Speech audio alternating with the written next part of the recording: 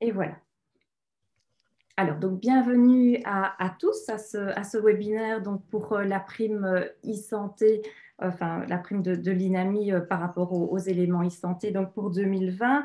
Et donc, je voudrais vraiment aujourd'hui en profiter puisque vous voyez qu'il y a une troisième personne dans les petits onglets qui se trouve là. Donc, c'est Isabelle Ossems dont je vous parle souvent et avec qui c'est vraiment un plaisir de collaborer depuis des années avec le e-santé Wallonie. Et je vous en parle souvent d'Isabelle parce que je vous dis toujours qu'elle passe un temps infini avec sa collègue Chantal et tout ça sous l'égide du docteur Jongen à vous encoder pour les accréditations. Donc, j'en profite ici. Un grand merci Isabelle pour tout ce que tu fais pour nous et pour l'accréditation de nos médecins. Avec Alors, plaisir. donc, vous avez vu que cette fois-ci, l'inscription était un petit peu fastidieuse.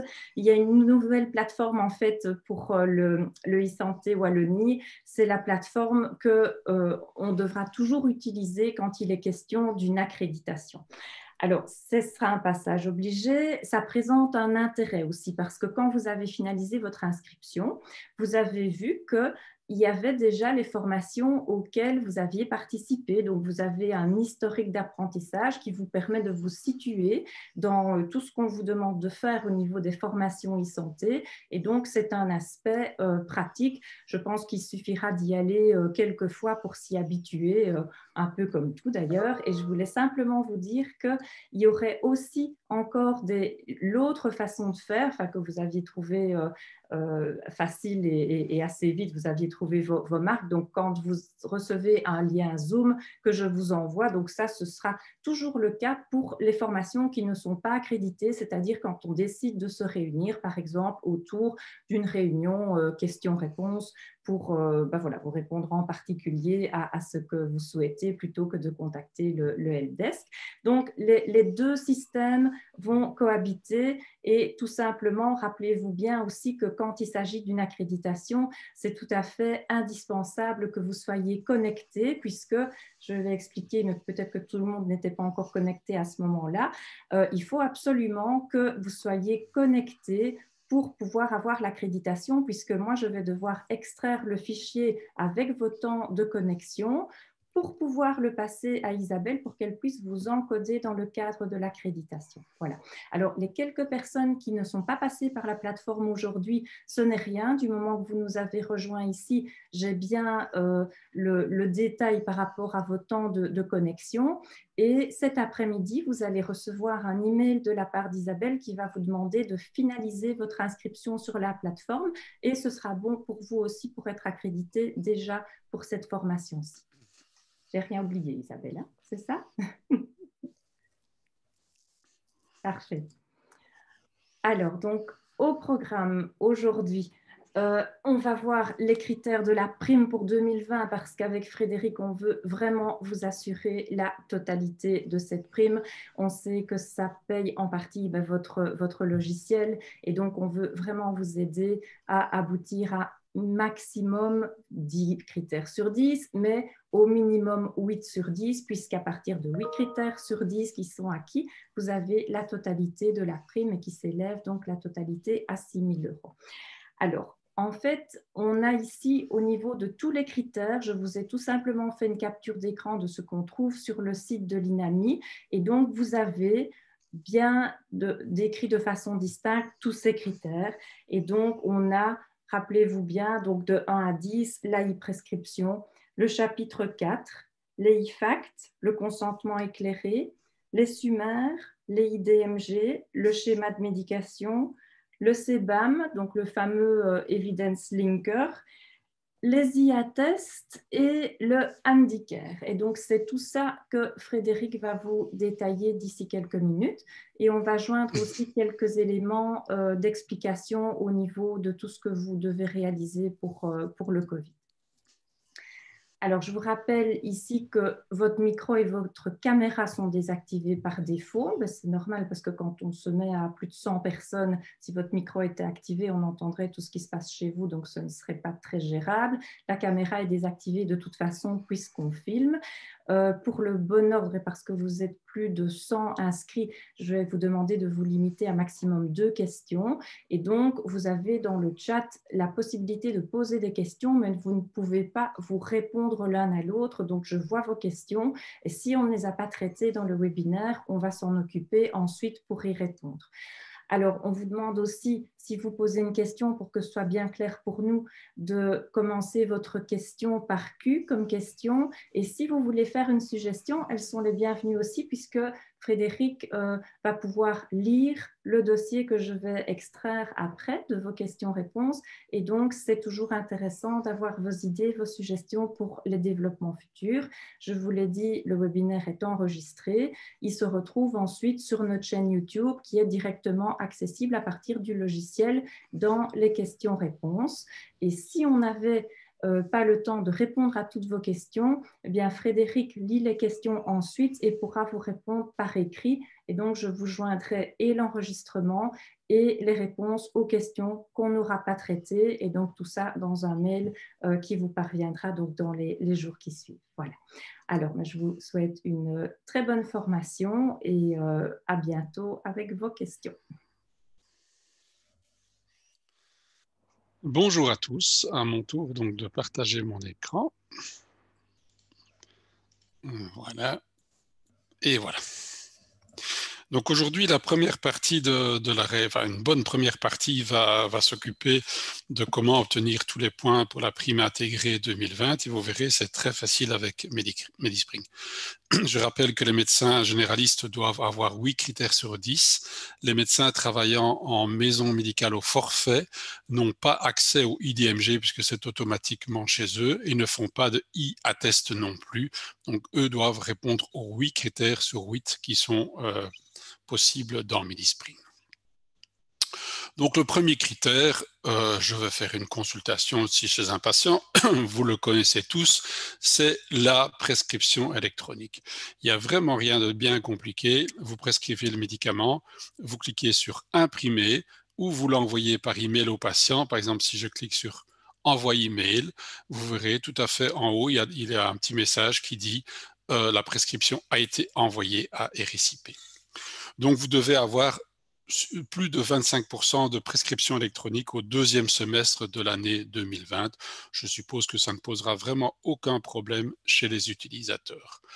Sachez que vous pouvez ne pas faire de prescription électronique dans plusieurs conditions. Premièrement, en visite à domicile, dans les maisons de repos, ou lors naturellement de circonstances exceptionnelles comme les pannes Internet, pannes d'ordinateur, etc., etc. Mais donc obtenir 25%, ce n'est pas difficile du tout. Deuxième partie, en rapport avec les médicaments, c'est le chapitre 4. Donc le chapitre 4, quand vous allez sur l'onglet P, donc pour la prescription des médicaments, vous avez le chapitre 4 qui est là et vous pouvez cliquer sur un des accords qui est là. Et en cliquant sur l'accord, vous allez immédiatement avoir une demande de prolongation qui se passe. Si c'est un nouvel accord, naturellement, vous devez commencer par chercher le médicament. Par exemple, ici, je prends l'exemple de Limitrex, le Glaxopen, le B4 est en rouge. En cliquant dessus, là, on va directement aller sur le chapitre 4 et là, vous pouvez faire votre demande de remboursement. Mais donc, j'insiste, pour faire une demande de remboursement, une prolongation d'une demande de remboursement, c'est vraiment en allant sur l'onglet chapitre 4 comme ici et en cliquant, par exemple ici, on voit bien chez ce patient que la date est jusqu'en 2021. Je clique dessus, je choisis que le patient demande une prolongation de Xarelto parce qu'il a un antécédent d'AVC et je clique sur le bouton prolongation. Tout à fait en bas de l'écran, nous avons la possibilité d'ajouter des annexes, mais il n'est pas nécessaire d'envoyer d'annexes dans ce cas-là. Donc, je clique sur prolonger l'accord, et alors immédiatement l'accord est accepté ou mis en attente par le médecin conseil de la mutuelle. Donc si vous faites cette manœuvre dans les 3 mois, vous voyez, ça a été immédiatement accepté. Si on fait cette manœuvre dans les 3 mois, il n'y a aucun problème, votre médicament sera immédiatement prolongé. Lorsque le médicament a été prolongé avec retard, que lorsque la date est dépassée, on a parfois certains refus des mutuelles pour lesquels nous sommes occupés de faire des correctifs. Mais donc, il faut plus que 50% de vos demandes en chapitre 4 au deuxième trimestre de l'année. Je ne sais pas s'il y avait déjà certaines questions au sujet des médicaments. C'était un tout petit chapitre. Je ne sais pas si Isabelle, tu avais déjà quelques questions en rapport avec ça. Alors, je réponds déjà à pas mal de questions par écrit. Voilà, donc en fait, pas par rapport à ce que tu as expliqué, Frédéric, mais il y a des personnes qui me demandent où on trouve le lien pour la prime télématique, etc. Donc, en fait, le lien que vous avez pour le moment et que vous avez qui est disponible sur le site Inami, donc sur My Inami, ça concerne 2019. Pour 2020, ce sera l'année prochaine et le lien est souvent disponible aux alentours des grandes vacances en juillet-août. Voilà, donc ne cherchez pas le lien 2020, il n'existe pas encore. Donc ça, c'est une chose. Que dois-je faire pour l'accréditation? Donc ça, je l'ai expliqué. Si vous n'êtes pas passé par le portail e-santé Wallonie, il n'y a pas de souci. Donc par la plateforme, on a dit vous recevrez un email dans l'après-midi et du moment que vous êtes connecté ici, donc notamment pour Brigitte, vous recevrez un email du e-santé Wallonie et vous aurez l'accréditation. Vous suivez juste les petites directives qui se trouveront dans l'email. Alors, Michel nous demande parfois quand la première demande de BF a été faite à la main, une prolongation n'apparaît pas. Normalement, il faut bien savoir que quand vous allez dans l'onglet pardon, excusez-moi. Quand vous allez dans le dossier du patient ici, dans le P, que vous allez sur l'onglet chapitre 4, vous devez cliquer sur consulter pour consulter vos accords. Si vous ne cliquez pas, l'accord ne sera pas visible. Dans la prochaine mise à jour des médicaments, d'ici une bonne quinzaine de jours, ce sera automatique. Mais donc voilà, vous devez simplement le consulter. Il faut naturellement que ce soit encodé par la mutuelle. Mais une fois que c'est encodé par la mutuelle, c'est visible à cet endroit-là, que ce soit fait à la main ou par voie électronique. Merci. Alors, Daphné nous signale que parfois, l'onglet prolongation ne s'active pas pour certains médicaments, en fait. Et elle cite le Coruno. Je ne sais pas ce que veut dire ne s'active pas, mais voilà, c'est un cas un peu particulier. Je ne peux pas dire comme ça, je n'ai pas d'exemple particulier. Le chapitre 4 est toujours le problème qui pose parfois le plus de difficultés à tous les logiciels pour les demandes, parce que c'est assez fort complexe. Mais bon, dans la majorité des cas, je pense que vous devriez avoir des solutions. Si vous avez un médicament bien précis qui pose problème, alors il faut contacter le support. Moi, je ne peux pas donner de réponse actuellement maintenant comme ça. Merci. Alors, Frédéric nous demande comment savoir si on doit ajouter une annexe ou pas. Mais quand on clique sur, quand on clique sur une demande, je n'ai plus la demande ici, je vais reprendre le même exemple que tantôt. Je reprends le même exemple que tantôt, je clique sur antécédent, voilà, je vais sélectionner prolongation. Vous voyez ici le bouton ajout d'annexe, il est possible là. Quand je clique sur prolongation, tout à fait en bas, donc toutes les annexes sont disponibles là, mais tout à fait en bas, il est marqué, si ce n'est pas nécessaire, n'envoyez pas d'annexe. Si jamais une annexe était vraiment nécessaire, il est marqué, vous devez envoyer des annexes. D'ailleurs, ici, vous voyez très bien, je n'ai pas envoyé d'annexe et ma demande est complète. Si une demande nécessitait des annexes et que je n'en avais pas rajouté, la demande ne serait pas complète et mon bouton prolonger l'accord ne serait pas accessible. Simplement de cette façon-là. Merci. Alors, Patrick nous demande, pour les BF, quelle est la différence entre annuler et clôturer? Alors, clôturer, bon, ici annuler forcément, c'est annuler ma demande que je suis occupé de faire. Et vous avez, quand je prends l'exemple ici, Franchement, je n'ai pas très bien de réponse. Mais par exemple, clôturer, l'exemple typique de clôturer, c'est si vous devez demander l'accord pour un remboursement d'un médicament antidiabétique, mais qui n'autorise pas un accord concomitant avec un autre. Donc, vous devez d'abord clôturer, par exemple, une demande de Januvia pour pouvoir faire une demande d'autres médicaments, parce que les deux ne sont pas compatibles ensemble. L'annulation, je ne sais pas, je ne sais pas donner exactement, mais c'est le bouton clôture que vous devez utiliser dans ce cas bien précis. Dans ce cas bien précis. Merci. Alors, Isabelle nous signale qu'elle a des soucis avec ses prolongations si la date est dépassée et ce qu'elle doit faire. Oui, mais c'est ce que j'expliquais tantôt. Donc, il vaut toujours mieux le faire directement et pas attendre la fin, si possible, naturellement, puisque c'est bien noté dans le logiciel en orange lorsque la demande de prolongation, lorsqu'on est dans les traitements des patients de médication ici, oui, je n'ai pas cet exemple-là ici devant moi, la demande est bien marquée en orange si jamais le remboursement de chapitre 4 se périme dans les 3 mois, donc on a le temps de le faire, sauf si on ne voit pas le patient naturellement entre-temps. Et autrement, pour les accords à prolonger qui sont dépassés, on est occupé de faire encore des correctifs pour l'instant.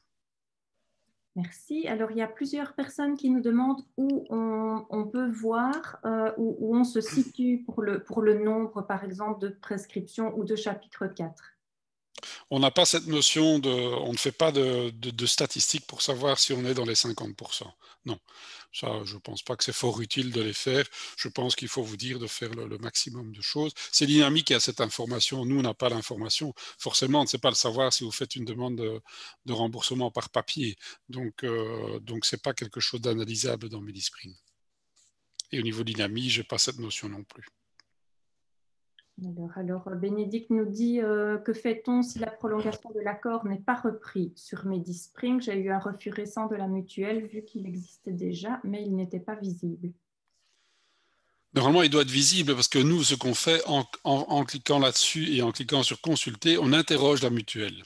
Si la mutuelle n'a pas placé elle-même le document, s'il y a un problème à la mutuelle, donc on n'aura pas. Donc, en cliquant sur consulter, si votre document n'apparaît pas là, c'est qu'il y a une erreur au niveau de la mutuelle. Là, il faut contacter la mutuelle. Nous, on interroge vraiment le dossier de la mutuelle. Donc, on va poser une dernière question par rapport à ce chapitre. Oui, on va avancer après sur le reste. Donc, je clique sur chapitre 4, puis consulter chez un patient. Il est écrit en rouge chez moi, impossible de consulter vos chapitres 4. Tout simplement parce que vous n'avez pas de lien thérapeutique. Si vous n'avez pas de lien thérapeutique avec le patient, vous ne savez pas consulter votre chapitre 4. C'est simplement ça. Ou pas de connexion IELTS, naturellement aussi. Mais il faut un lien thérapeutique. Et donc, Isabelle nous demande encore quid des formulaires qui ne sont pas mis à jour. Les formulaires sont toujours mis à jour parce que nous, on fait directement le check sur l'INAMI. Donc ici, ces documents sont mis à jour automatiquement. Et de plus, dans une quinzaine de jours, on va changer le type de base de données vers la SAM V2, qui est une base de données mise à jour tous les jours. Donc, vous n'aurez pas de problème de formulaire non mis à jour. Voilà, Isabelle nous signalait l'Ozempic, par exemple, apparemment n'est pas mis à jour. Oui, ce sera fait de toute façon avec la mise à jour de la SAM V2 prochainement. On va avancer un petit peu, oui. Sinon on n'arrivera jamais au bout. Donc, on a fait les 2 premiers points du chapitre de la demande de prime. Le 3e point, pour lequel il faut supérieur à 20% au 2e trimestre, donc c'est vraiment pas beaucoup, c'est la facturation IFACT pour les personnes BIM. Donc, quand vous avez une personne BIM, donc je vais prendre ici une personne BIM, ce sera plus pluriel. Donc, en ouvrant son dossier, donc quand vous faites une facturation, non pas par papier, mais par voie électronique sous forme de IFACT en cliquant sur le petit euro ici, on voit directement que la patiente est BIM. Je fais une consultation, je clique sur suivant, et là, IATEST n'est pas autorisé, c'est forcément une IFACT. Je vérifie ITAR. Quand ITAR a été validé, je valide mon attestation. Donc, le patient me paye par exemple 1 euro et le reste est envoyé à la mutuelle. Voilà, je clôture l'attestation et ensuite vous-même, une fois par semaine, une fois par mois, comme vous voulez. Dans l'onglet Euros, vous allez dans les attestations IFACT à envoyer, et là, vous allez retrouver toutes vos attestations IFACT à envoyer, et vous allez cliquer sur Envoyer vers IFACT, et vous allez envoyer l'ensemble des attestations. Il faut d'abord les sélectionner naturellement, et puis envoyer vers IFACT, et vous allez envoyer l'ensemble. Donc là, il suffit de 20%, donc c'est très très facilement atteint, surtout si vous ne faites plus du tout de papier naturellement. Dans le même cadre, vous devez faire du e-attest pour des patients qui ne sont pas BIM. Quand vous faites une facturation électronique, vous choisissez le code, bon ça c'est très facile, e-attest est mis d'emblée, vous faites valider et c'est envoyé vers e-attest. Il faut un supérieur à 5%, c'est vraiment très peu. Donc là, vous savez avoir le point très très rapidement. Ensuite, au niveau de la suite des critères de prime, sont le consentement. Vous devez avoir plus d'un quart de vos patients pour lesquels vous avez un DMG qui ont un consentement du patient sur les hubs. Je pense que la toute grosse majorité de vos patients doivent l'avoir. Si jamais vous avez une icône ici qui est grise ou orange, vous cliquez dessus. Vous cochez la case « Je demande librement à m'inscrire ». Je ne sais pas le faire parce que le patient a déjà donné son accord.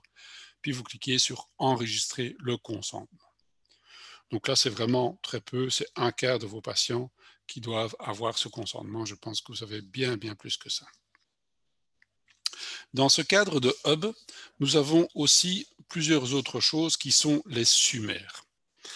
Les summaires, vous savez ce que c'est le summaire. Donc, quand vous cliquez sur l'onglet hub, quand vous affichez ici le dernier summaire qui a été envoyé, pour envoyer un summaire, vous cliquez sur le bouton en haut à droite, envoyer un summaire.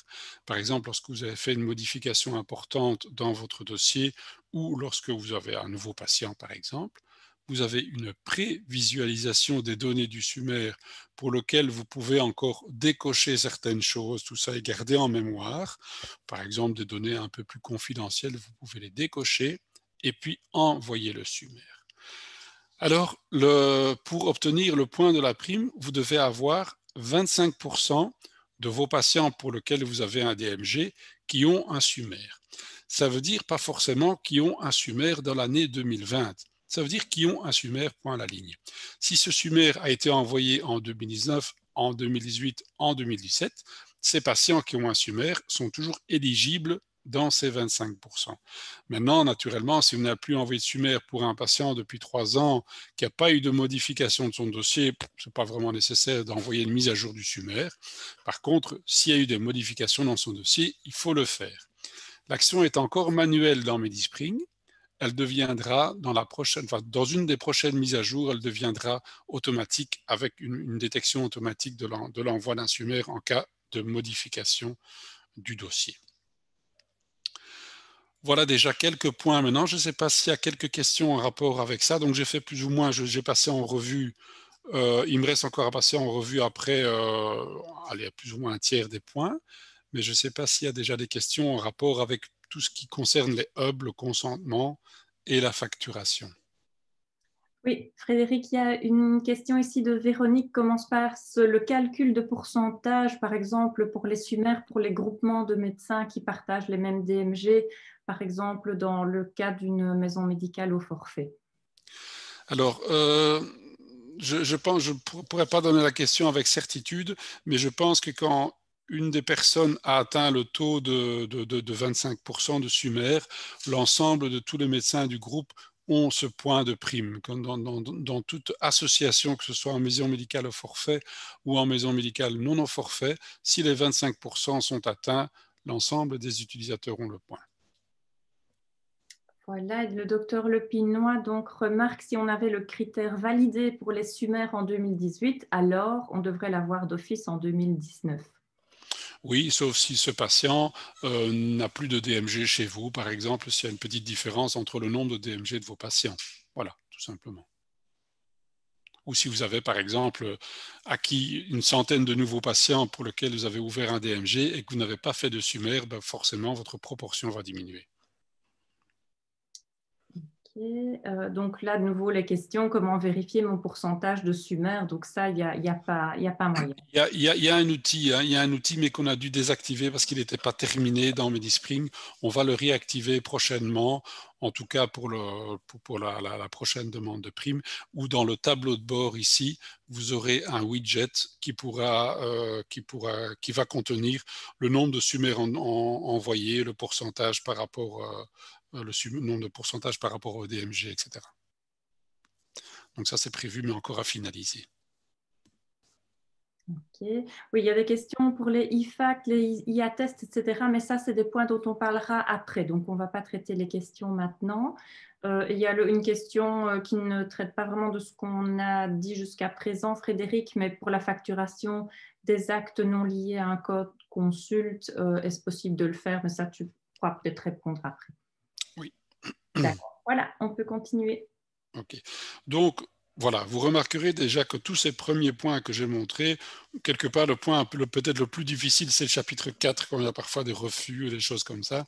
C'est un peu difficile, d'autant plus qu'il demande 50% d'utilisation du chapitre 4. Mais autrement, tous les restes sont des points très, très faciles à obtenir. J'insiste à nouveau sur le summaire. N'oubliez pas quand même de façon systématique, quand vous avez fait une modification dans le traitement de votre patient, en attendant l'automatisme, de systématiquement aller sur le hub et de cliquer sur envoyer un summaire. Tant que je suis dans la partie hub aussi, nous avons une nouvelle possibilité maintenant qui est déjà en test chez nos médecins testeurs, les médecins qu'on appelle les médecins QA, et que vous aurez dans la prochaine mise à jour, à mon avis probablement cette semaine. Donc, quand vous cliquez sur l'onglet Hub, vous avez ici le schéma de médication. Donc, en cliquant dessus, nous chargeons le schéma de médication et là, nous affichons le schéma de médication on a encore un petit problème d'affichage parce qu'on est occupé d'y travailler. Nous affichons le schéma de médication sur le Hub. Alors, comment est-ce que ça fonctionne? Vous avez ici une colonne où tous les médicaments ont été cochés. C'est la colonne DMI, c'est-à-dire que forcément, ces médicaments sont dans le DMI puisqu'ils sont dans le dossier du patient. La deuxième colonne, c'est la colonne Hub. Donc, c'est-à-dire que sur le Hub, dans le schéma de médication de ce patient, je n'ai pas encore ces médicaments. Alors moi, pour l'envoyer, donc pour envoyer un schéma de médication, c'est tout simple. Je coche les médicaments ici qui sont disponibles, que j'ai envie de faire passer sur le réseau de santé wallon dans le schéma de médication, et je clique sur synchroniser le schéma tout simplement. Dès que j'ai fait ça, les données, ces 3 médicaments se trouveront naturellement dans mon dossier et se trouveront sur le hub également. Si maintenant vous ouvrez un schéma de médication d'un patient et par exemple que vous trouvez ceci, que vous trouvez 2 médicaments qui sont dans votre dossier et 2 médicaments qui se trouvent sur le hub, donc dans un schéma de médication, mais qui ne sont pas dans votre dossier. Ben, même chose, vous faites l'inverse. Vous cochez ces 2 médicaments qui sont sur le hub mis par un autre médecin ou par un pharmacien. Vous aurez d'ailleurs le nom de la personne qui a déposé ce médicament sur le schéma de médication dans le réseau de santé wallon-bruxellois à cet endroit-ci. Vous cochez la case synchroniser avec mon DMI et vous synchronisez le schéma. Et ces 2 médicaments vont s'importer automatiquement dans le traitement chronique de votre patient. Donc tout ça vous permettra d'envoyer des schémas de médication. Vous devez en faire 5 au 2e semestre. Donc, à partir de fin de cette semaine, plus tard, début de la semaine prochaine, vous aurez l'occasion de le faire. Donc, allez dans les dossiers importants où vous voulez vraiment que ces informations soient communiquées. Vous allez dans l'onglet Hub, schéma de médication. Vous sélectionnez tous les médicaments que vous avez envie de placer sur le hub. Éventuellement, vous ne mettez pas les médicaments non relevants qui ne sont pas dans les médicaments chroniques et ou certains médicaments que vous ne voulez pas mettre, vous ne les mettez pas. Vous les cochez, synchronisez le schéma et vous avez envoyé votre premier schéma de médication. Faites ça pour minimum 5 personnes et ce point sera également acquis.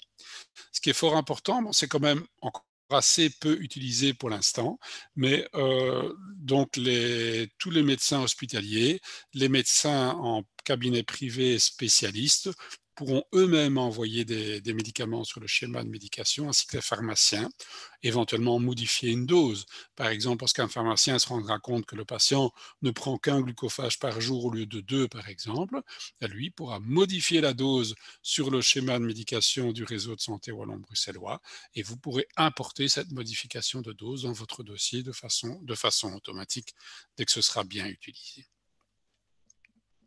Donc ça, c'est pour le schéma de médication que vous aurez vraiment tout prochainement et qui vous permettra d'atteindre les 10 points, de la prime. C'était le 10e qui n'était pas terminé. Un point qui nous a donné pas mal de cheveux blancs l'année dernière par des avis divergents de l'INAMI était le point CBAM.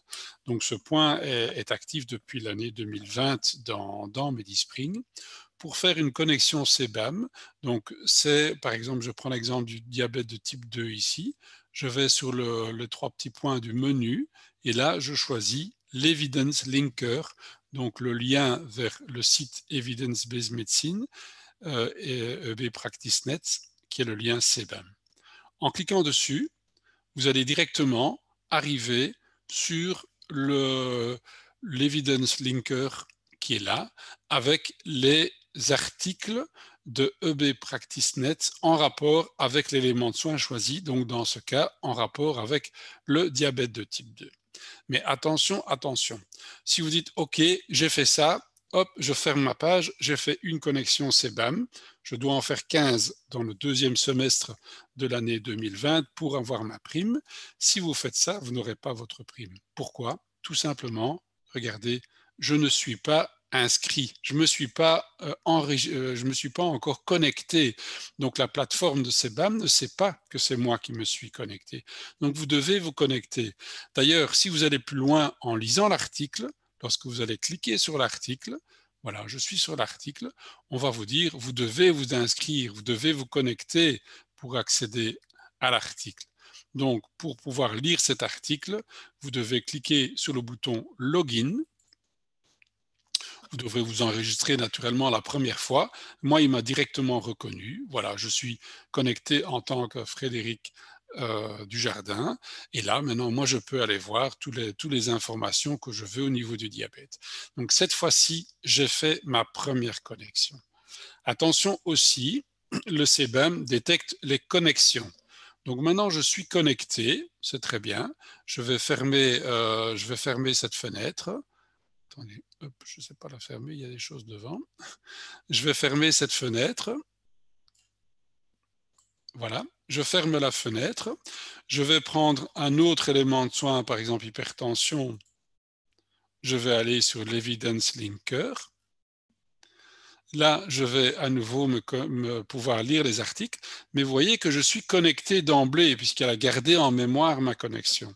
Donc, si vous voulez obtenir ces 5 connexions au CBAM, ne le faites pas les 5 dans la foulée, la même demi-heure, sinon votre connexion sera toujours active et le CBAM n'aura enregistré qu'une seule connexion. Donc, vous devez au moins le faire à 5 jours différents ou alors vous déconnectez. Ou alors vous décidez de vous déconnecter et alors à ce moment-là, vous êtes déconnecté et là, vous pourrez refaire une nouvelle demande en vous reconnectant à nouveau. Mais donc, gardez bien en tête que les connexions CBAM, donc ce sont 5 connexions et pas 5 clics sur le bouton ici, Evidence Linker. Sinon, là, vous serez étonné de ne pas avoir le point l'année prochaine. Donc, n'oubliez pas, faites votre connexion ici par le bouton Sign In. Alors, il me reste encore 2 petits points à parler pour avoir fait le tour de tout ce qui était prime.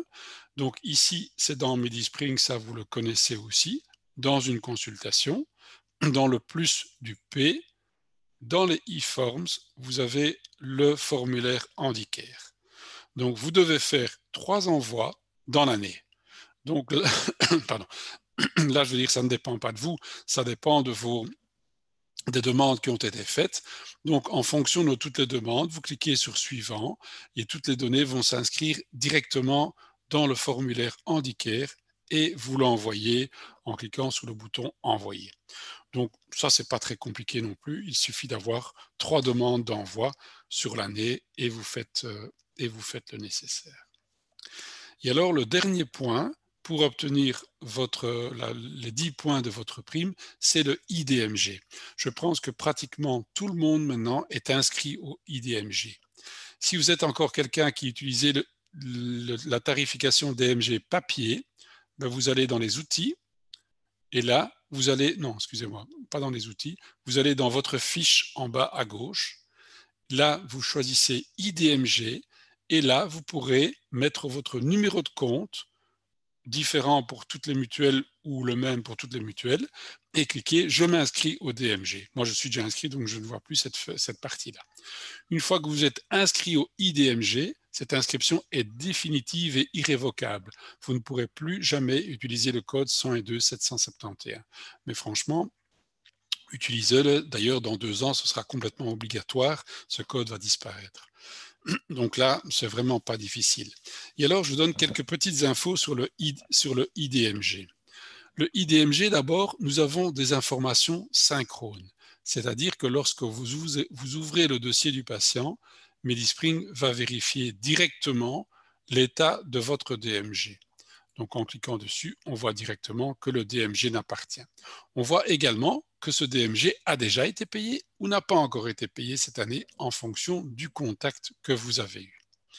Si vous prenez un autre patient, par exemple ici, que vous avez cette flèche blanche dans un cadre rouge, c'est que le DMG appartient à un médecin extérieur.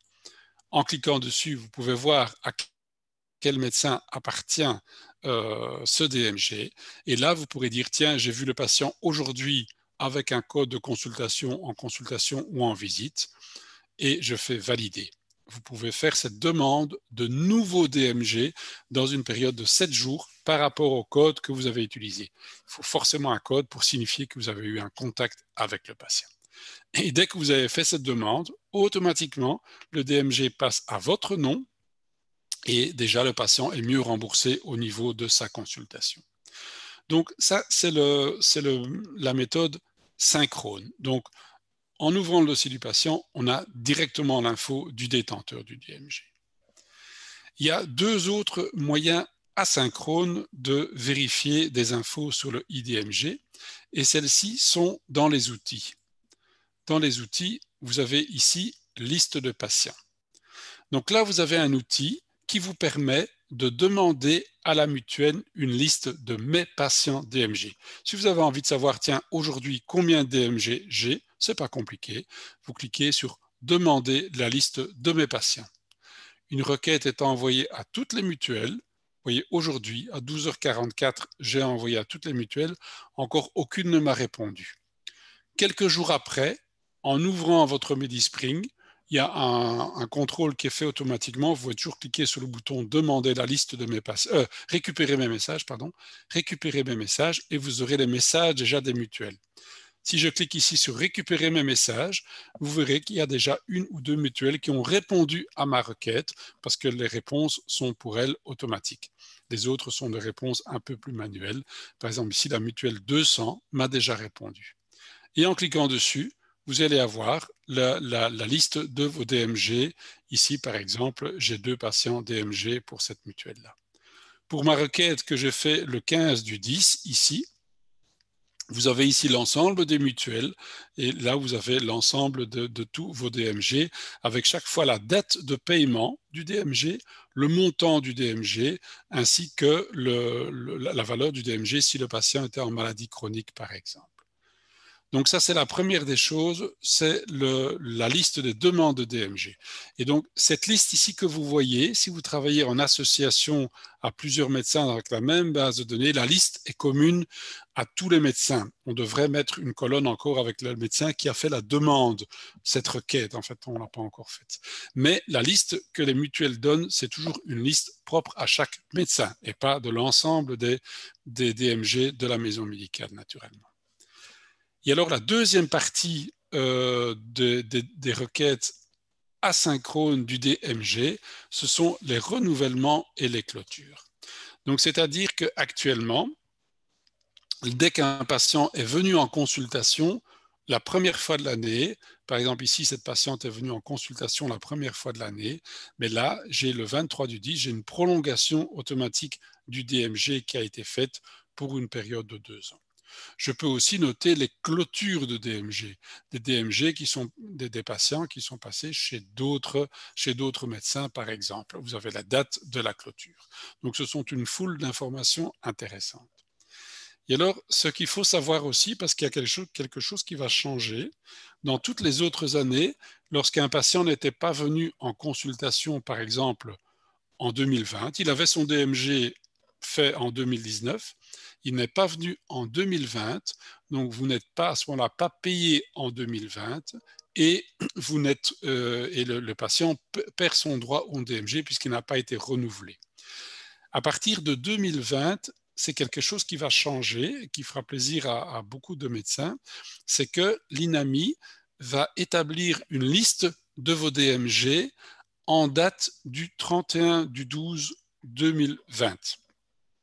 Donc, ils vont faire une photo de la liste de vos DMG à cette date-là, vraiment en fin d'année.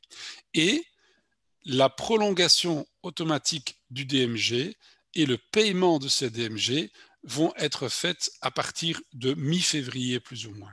Donc mi-février, vous toucherez la prolongation automatique de tous vos DMG qui ont été faits, de tous vos DMG actifs en 2020, vous serez payé en 2021 pour ça. Donc ce n'est plus vraiment dépendant du contact que vous avez eu dans l'année qui suit. Donc vous serez payé directement, même s'il n'y a pas eu de contact dans l'année, puisque vous avez un droit d'un patient au DMG. Vous avez tous, comme moi, des patients qu'on ne voit que tous les 3 ou 4 ans, mais dont il faut quand même gérer tous les messages Healthbox qui arrivent, les prises de sang, les coups de fil, etc., etc. Et donc, ce qui est logique que nous recevons un paiement du DMG aussi. Voilà, je suppose qu'il y aura beaucoup de questions sur tous ces points. Isabelle? Oui, Frédéric. Alors, je vais commencer par les questions qui concernent le CBAM. Donc, Oui. Tanguy nous demande si les connexions au CBAM, la synchronisation des schémas de médication, etc., quand c'est réalisé par l'assistant, est-ce que c'est enregistré pour le maître de stage? Pour moi, non. C'est une bonne question, mais je peux demander confirmation, mais pour moi, non. Non, c'est le maître de stage qui doit faire cette action. Les actions CBAM, Handicare, etc., faites par l'assistant tombent dans l'oubli, on va dire, puisque l'assistant, lui, ne touche pas de prime en rapport avec son utilisation. D'accord. Et donc, pour les assistants, donc Tanguy continuait, pour eux, seule l'utilisation d'un logiciel labellisé permet d'obtenir les environ 1 000 € de prime. Voilà. Donc là, on retrouve ce qu'on retrouve ici, hein, donc ce que l'INAMI dit. Par exemple, ici, les 1 000 € ici, on est actif comme médecin généraliste, on utilise un logiciel labellisé, mais on n'a pas les critères ou pour les assistants. Donc, ils sont dans ce cadre-là. Ils sont médecins généralistes, utilisent un logiciel accrédité, mais il n'y a pas de comptage de primes. Ouais, et j'en profite pour conseiller aux maîtres de stage de vraiment bien convenir avec leur assistant, de mettre le numéro de compte du maître de stage lors de la demande de la prime de l'assistant, dans le cas où c'est le maître de stage qui paye l'utilisation du logiciel. Parce que la question est souvent posée, mais pour être sûr de ne pas avoir de soucis, il vaut mieux le faire comme ça. Pour Alors, revenir à la question de Tanguy, hein, je suis sûr en fait que si un assistant se connecte au CBAM, le CBAM ne va pas reconnaître que c'est un lien avec le maître de stage. Parce que le CBAM envoie à l'INAMI une liste de connexions en fin d'année en disant le docteur Intel s'est connecté 10 fois, celui-là de 5 fois, celui-là 5 fois. Donc le CBAM n'est pas au courant qu'il y a des liens entre deux médecins, assistants et maîtres de stage. Donc pour moi, non, c'est clairement le maître de stage qui doit se connecter.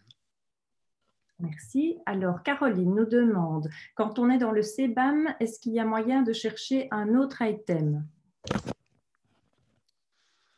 Alors là, je dirais que ça sort du cadre d'ici. Je ne sais pas. Donc moi, je vais faire ma connexion. Voilà. Donc ici, on est dans le... Je suppose qu'en cliquant sur recherche avancée ici, vous pouvez chercher autre chose. Voilà, on retrouve en fait, voilà, on retrouve en cliquant sur recherche avancée, on retrouve sur la page d'accueil. Et là, j'étais dans le cadre du diabète. Maintenant, je peux, par exemple, chercher le psoriasis, voilà. Et là, je vais tomber sur des recherches du psoriasis. Oui, là, vous êtes directement sur sur le site du bPracticeNet, donc vous faites ce que vous voulez. D'accord. Ben, l'essentiel est de bien s'être authentifié et de s'être Voilà. connecté, peu importe ce qu'on recherche. Voilà, vous Donc, pouvez continuer vos recherches naturellement, votre petit bonhomme de chemin sur le site. On allait voir plein d'articles différents. Voilà, mais c'est naturellement une seule connexion qui sera comptabilisée. Voilà, parfaitement. Alors, au niveau du CBAM, on avait une question aussi de Thomas. Le CBAM n'est pas encore accessible sur Mac. Est-ce qu'une adaptation est prévue? Oui, l'adaptation est prévue et mise dans la mise à jour que vous aurez cette semaine. Merci. Quelqu'un nous signale aussi que quand on consulte le CBAM, rien ne s'affiche dans l'historique. Et comment voir si les connexions ont été bien enregistrées? Dans l'historique de quoi? L'historique de Google? Je ne sais pas, Oui, quoi sûrement répondre. des connexions, voilà. Mais ça, je n'ai pas à nouveau, je ne sais pas répondre. Je pense que si vous voulez vraiment avoir la certitude de là, notez sur un bout de papier le nombre de connexions que vous avez faites. Non, ça, je ne pourrais pas vous donner plus d'infos sur la connexion vraiment qui a été faite sur Google. Oui, c'est ça. Si vous voulez vraiment authentifier ça, à la limite, prenez une capture d'écran quand vous savez que vous le faites en conservant peut-être 5 pour être sûr. Mais franchement, Voilà. normalement, il ne devrait pas y avoir de problème. C'est vrai que si vous faites une capture d'écran comme je fais maintenant, par exemple, et de faire, par exemple, ceci, où on voit que je suis authentifié avec la date en dessous, donc on voit que je suis authentifié en haut, on voit la date en dessous, vous avez quelque part une preuve de cette authentification. Si vous voulez vraiment garder ça, enfin, je pense que ce n'est pas très utile non plus. Oui, et au niveau du CBAM, j'en profite pour dire que, surtout pour cette année, c'est absolument impératif de vous connecter à partir du logiciel. Il y a eu toute une histoire pour l'an passé. Finalement, donc pour la prime 2019, il a été accepter que vous puissiez vous connecter directement sur le CBAM, mais ça a été extrêmement difficile de parvenir à authentifier toutes ces connexions. Donc, s'il vous plaît, pour la prime 2020, faites-le vraiment à partir de MediSpring. Et de toute façon, c'est beaucoup plus facile de le faire comme ça. Donc, ça, c'était pour répondre à Frédéric. Alors, oui, par rapport à la question qui était posée pour l'historique du profil du CBAM. Donc, apparemment, il doit y avoir un historique dans le profil au niveau du CBAM même. Peut-être, je ne sais pas. Je ne sais pas, mais ça dépasse un peu le cadre ici de cette formation. Ça je ne pourrais pas vous dire. Voilà, autrement, la personne qui pose la question peut peut-être lever la main pour expliquer où ça se trouve, comme ça tout le monde pourra voir. Voilà. Je ne sais pas quel est le prénom. Donc, c'est pas Cécile, c'est pas Florence. Voilà, vous pouvez lever peut-être votre main pour nous expliquer. Autrement, on passe à une autre question. Alors, voilà, pour le CBAM, c'était à peu près tout. Au niveau des médicaments, dans ce que tu expliquais précédemment. Donc, si un médicament est arrêté, comment l'indiquer sur le hub en rapport Et avec tout simplement, c'est que quand un médicament sera arrêté, ici dans vos médicaments, lorsque vous allez dire j'arrête un médicament, au moment où vous allez passer sur le hub ici, et dans le schéma de médication, mais là, le schéma de médication va afficher vos médicaments qui seront à jour par rapport à... Vous n'aurez plus... Par exemple, si je venais juste d'arrêter le glucophage ici, je n'aurais plus dans ma liste le glucophage qui est là. Elle serait décochée d'ici. Elle serait peut-être encore, par exemple, sur le hub, comme ici, puisque j'avais noté la fois précédente sur le hub, mais mon glucophage ne serait plus dans mon DMI puisque je l'ai arrêté. Donc à ce moment-là, il y a un processus de synchronisation qui devrait être fait. Mais là, rassurez-vous, pour l'utilisation vraiment en détail du schéma de médication, il y aura une petite vidéo qui va être faite avec d'autres explications, etc. Mais voilà, c'est encore tout frais. Moi, je viens de recevoir le lien pour ce matin, donc c'est encore très, très frais pour moi aussi. Oui, et sûrement alors la question suivante sera prise en compte dans la vidéo. Julie nous demandait si on était prévenu que le schéma de médication a changé ou est-ce qu'il n'y a pas de notification, il faut penser à le Non, consulter. non, il n'y a pas de notification. C'est comme une note qui a été mise dans le journal du réseau de santé wallon pour cette personne ici. Je n'ai pas non plus de notification qui dit qu'il y a une note qui a été faite ou une modification qui a été faite, non. D'accord. Alors, au niveau des médicaments, Corinne nous demande quand les médicaments de comptoir ou vitamines seront accessibles via la prescription. Alors, ben ici, j'ai la réponse quelque part. Attendez, où suis-je? Non, c'est pas ici. C'était l'autre. Oh, j'ai tellement de mini-spring ouverts, je ne sais plus. Voilà. Donc, c'est pas ça que je voulais montrer. Donc, je vais voir ici. Voilà. Donc ça, c'est quelque chose que vous allez recevoir très prochainement dans allez, à mon avis, d'ici une bonne quinzaine de jours. Donc ça, c'est le nouveau module de prescription qui utilise la SAM V2. Vous aurez l'occasion de prescrire en spécialité, naturellement. Par exemple, ici, vous allez rechercher du bisoprolol et vous allez retrouver tous les bisoprolol. Ça, c'est classique. Vous pourrez aller rechercher. Et alors, oui, ce que je voulais dire aussi, dans cette base de données SAM V2 qui est là, vous avez une foule d'infos, comme par exemple ici, dire qu'un médicament est prescriptible jusqu'à telle date qu'il est en rupture de stock, par exemple, comme ici, indisponible, toutes sortes d'infos. Et dans cette base de données se trouvent déjà des vitamines, des médicaments de comptoir. Il y en a déjà une bonne partie dedans, et c'est la SAM-V2 qui doit encore s'implémenter pour avoir le maximum de choses. Mais ça va venir progressivement. Vous aurez l'occasion de prescrire en utilisant vos magistrales personnelles et aussi en utilisant toutes les magistrales du formulaire thérapeutique magistral qui sont mises dedans. Vous pourrez naturellement prescrire en DCI et vous pourrez également faire des prescriptions non médicamenteuses. Je prends l'exemple, j'ai envie de prescrire une compresse Stella, je vais retrouver tous les compresses Stella, tous les bandages sont dedans. Vous pourrez prescrire avec vos médicaments personnels. Vous pourrez même maintenant, ici dans les outils, retrouver vos propres médicaments personnels et les modifier, les supprimer, en créer des nouveaux. Et alors, vous pourrez même faire des ordonnances. Par exemple, si vous voulez faire un médicament que vous ne trouvez pas dans la base de données, vous pourrez simplement le faire probiotical, par exemple comme ceci, et le prescrire en texte libre. Donc tout ça est prévu pour la deuxième partie du mois de décembre. À nouveau, il y a déjà une petite vidéo qui a été faite à ce sujet-là, mais vous serez prévenus et ce sera un gros changement dans MediSpring et vous aurez toutes ces fonctionnalités là-dedans. Merci. Alors, Michel nous revient avec une question qu'elle a déjà posée la semaine passée et à laquelle on n'avait pas répondu. Donc, je vais la poser au niveau des vaccins. L'Alpharix n'est toujours pas dans la liste des anciens, comme le T-Vax n'y sont plus, donc difficile de compléter le dossier. Si. D'ailleurs, j'avais répondu j'avais répondu dans le fichier Excel à cette question. Tout à fait. J'avais répondu dans le fichier Excel à cette question.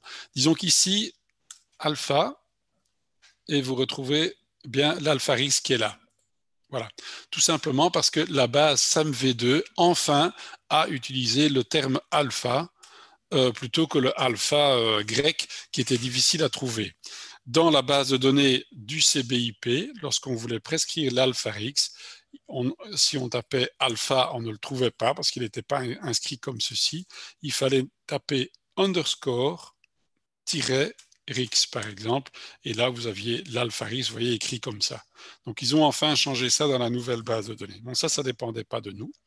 Et alors, deuxième chose, déjà maintenant, lorsque vous faites un vaccin et que vous voulez utiliser un vaccin qui n'existe plus comme le T-Vax, il suffit de le taper, c'est du texte libre, hop, et vous le choisissez et vous l'enregistrez.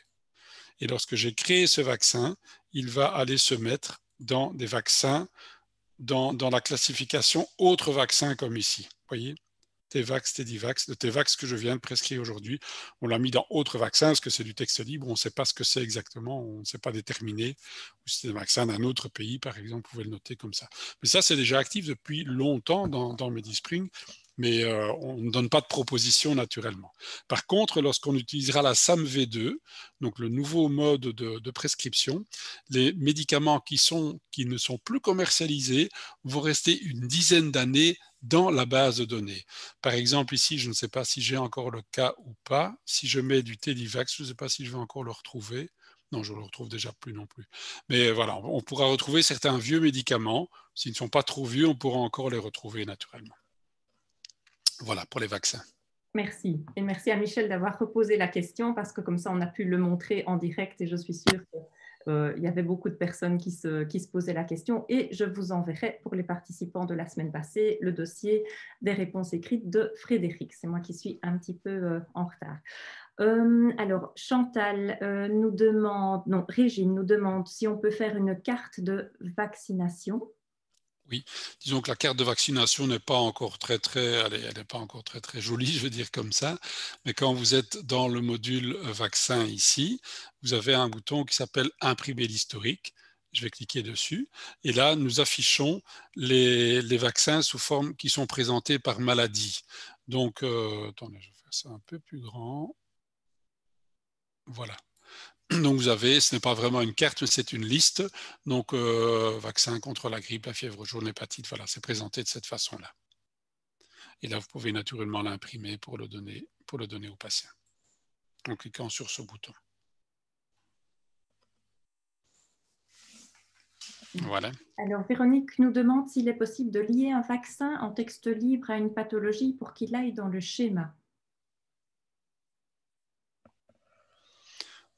Lier un vaccin à une pathologie. On ne sait pas, on sait lier toute la consultation à une pathologie, mais pas un vaccin. Ah oui, non, je comprends ce qu'elle veut dire. Ici, non, on ne sait pas le faire manuellement. On ne sait pas le faire manuellement. Ça, c'est nous quand on va changer de type de base de données pour les vaccins. Donc ça, c'est quelque chose qu'on devra faire aussi, puisqu'on devra se mettre à jour pour les sites Vaccinet, etc., de l'année prochaine. Donc là, il y aura des vieux vaccins à ce moment-là qui se mettront automatiquement en jour. Mais on ne sait pas le faire manuellement. Merci. Alors, il y a quelques questions par rapport au schéma de médication. Bénédicte nous demande si les patients ont un accès à leur schéma de médication pour modification. Non, non, pas actuellement. Pas actuellement. Okay. Alors, il y avait aussi quelques questions par rapport au IA-test. Est-ce que les IA-tests nécessitent 5 attestations par an ou bien 5% de l'ensemble des 5% de l'ensemble. 5% de l'ensemble. Voilà. Mais franchement, si cette personne ne fait pas d'IA-test, je l'invite à faire. C'est vraiment hyper facile. Le patient paye en liquide ou en banque contact. L'attestation est envoyée directement à la mutuelle et le patient est remboursé dans les 24 à 48 heures sur son compte. C'est vraiment enfantin et ça marche très très bien. Il y a pratiquement jamais d'erreur. Donc voilà. Il faut avoir une connexion Internet naturellement à ce moment-là. Si vous faites en visite à domicile, vous pouvez le faire en rentrant de votre visite à domicile. Là, on a la question ici si les IDMG peuvent être prolongés par les assistants. Oui, les IDMG peuvent être prolongés par l'assistant. Lorsqu'on fait, par exemple, ici, mais pas prolongés. Prolonger, ça ne veut rien dire. Les prolongations sont toujours automatiques. Ça veut dire création d'un nouveau DMG. Supposons que le patient arrive ici, un nouveau patient qui arrive dans une association avec maître de stage assistant.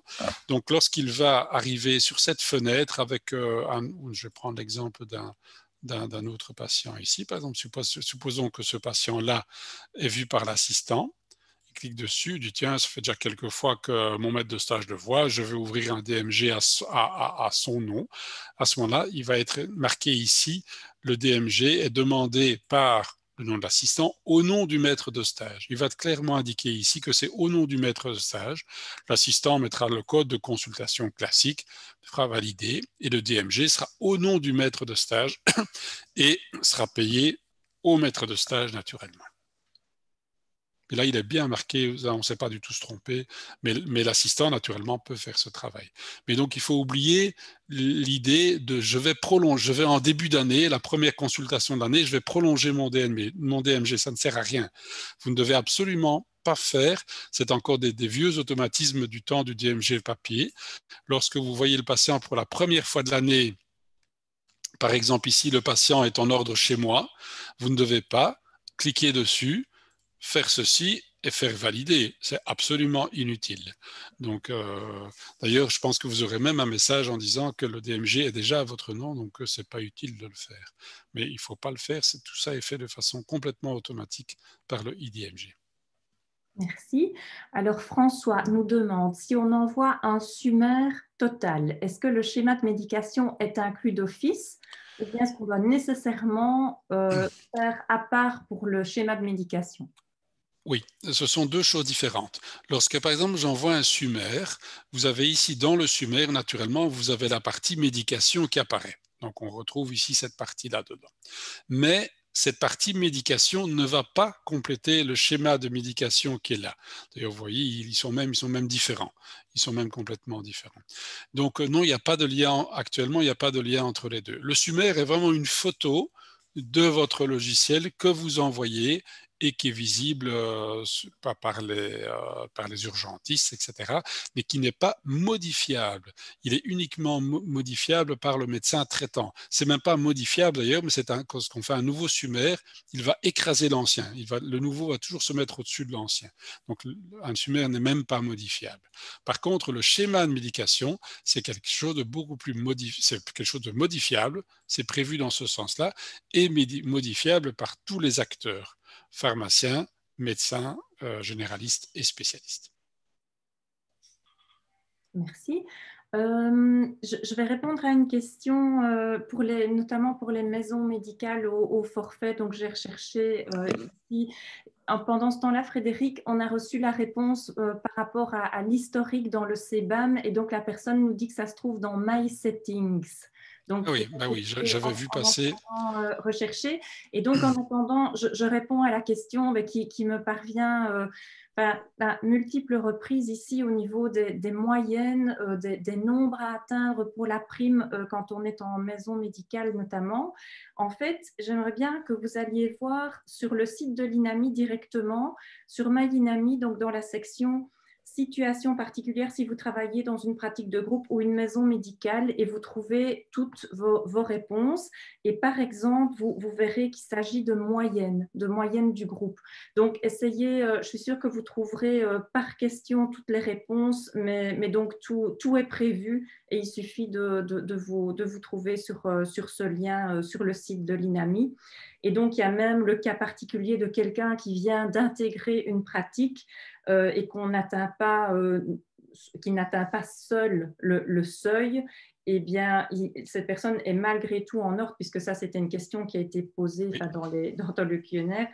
Si vous êtes malgré tout en ordre, si les médecins généralistes de votre groupe atteignent en moyenne le seuil fixé. Donc, par rapport à vos cas particuliers, regardez, tout est prévu de toute façon. Voilà, on t'écoute, Frédéric, si tu as trouvé My Settings. J'étais occupé je l'avais vu tantôt, il me semble. J'ai About Me, mais il dit que je ne sais pas si c'est ça ou pas. Non, il dit que ce n'est pas accessible. Je vais un peu le fermer et le refaire depuis MediSpring ici. Evidence Thinker, voilà. Donc là, je suis bien connecté. About Me, je suppose que j'ai vu My Settings tantôt, mais ah ben non, c'est peut-être pas là. Je ne sais pas où ça peut se trouver. Info utilisateur. Je ne sais pas trop, mais c'est vrai que je l'ai vu passer tantôt.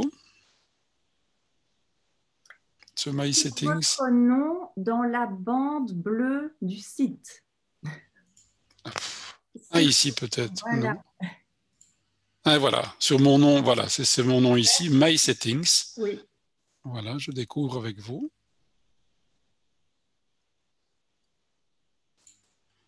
Mais chez moi, j'ai pas grand-chose qui se passe. Voilà, ben donc vous savez qu'une fois que vous êtes logué, c'est ici normalement que ça se passe. Mais ça, voilà, je n'ai pas plus d'infos de ce côté-là, mais je suppose que j'ai peut-être un pop-up. Ah voilà, j'ai un pop-up qui bloque. Voilà, voilà, voilà. J'ai un ne pas activer sur cette page. Voilà, j'avais un pop-up qui bloquait.